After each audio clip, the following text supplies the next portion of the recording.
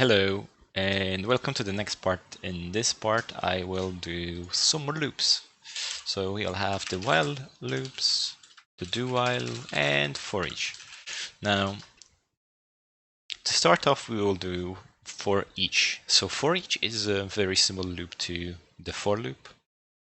Now, just to remind everyone, this is what a for loop looks like. So I'll leave it here for now, and what I'll do is I'll make an array out of a char, and then I just have it the hello world word, and then we're just going to make it equal to So one thing with that I didn't mention before, strings get written like this with the double quotations, whereas chars get actually put in with a single quotation marks like this. So let's just put a few of these. Hop, hop, hop, hop, and put something inside. So let's put a hello inside and close it. So here we have an array with predefined values that say hello. And now what we can do here is, if you remember, will be hello.length. And I could do console.writeLine. And then that would be our y. And then if we press play, whoops, I meant to say hello word I. We didn't want to put in the number, we wanted to put the array slot. There we go. If we play again, there we go, we have the hello. So actually, thing that I didn't mention, so every time I write this, we see that there is a lot of, there is another one which says write. So I'll just quickly show how it's going to look like. So there we go, it just prints it in one line, write line. As it sounds, it prints in a line, so it's write line, and write just keeps it all in another one. So this is how we would do it with a for loop. But now we are going to do a for each. So for each, and then I'm going to tap twice, so it automatically creates. So it takes a type, name, and then in a place. So our type is of course a char, because we were writing a char. The collection is going to be our hello word array, and an item is a name, so we're just going to call it a letter. Now we'll just write console.writeLine, and we'll put letter down. So we're basically, here we are printing the I from the array, and here we are just printing the le, and they do the exact same thing. So if I press F5 now, we should have two copies of the same thing. Hello, hello. Just to show that I'm not exactly... Let's just... There you go. So I commented out the one, and there we go. If I change hello to I and play again, we will have hello.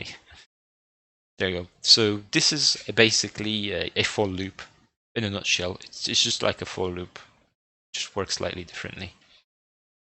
Now moving on to the while loop. So I'm going to make an integer, going to call it a number, and we're going to set it to 0. So think of this as an I in the, let's just make it an I, it will make more sense. So int I is equal to 0, a bit like in our for loops, we have the I, and then we use the keyword while. Now while, and we can do our I is smaller than 5. So if you've guessed it, it's going to loop 5 times.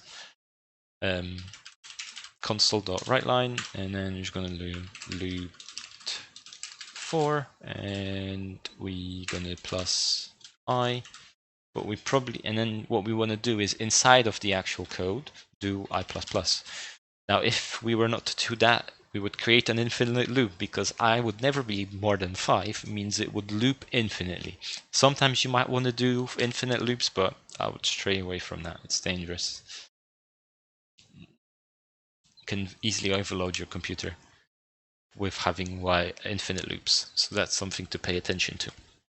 Now, what makes a while loop, I guess, different from the next loop, which is called the do while, is that this is how the code is going to run. So we run the code here, and it checks. Is it bigger? No. And then it runs the code. When it finishes, it goes back to the top, right? And this is where our next loop, called the do while, is going to differ. So just like with all the other loops, we write a keyword, but this time we don't put the brackets at the do, we put it at the bottom while it says while. And we can just copy this here. I'm just going to comment out this loop for now. And we will do the exact same thing as we did previously. There you go, we have to finish it, and it will do the same thing. Yep, so like I wanted to say, the do while checks at the bottom, the while loop checks at the start. Those are the two main differences. It's where you want to check for the number. Do you want to check it at the start or after you run the bracket of the code? But yeah, that's it for all of the extra loops. I hope that was useful for someone, and I hope my explanations aren't too bad. Thanks for watching.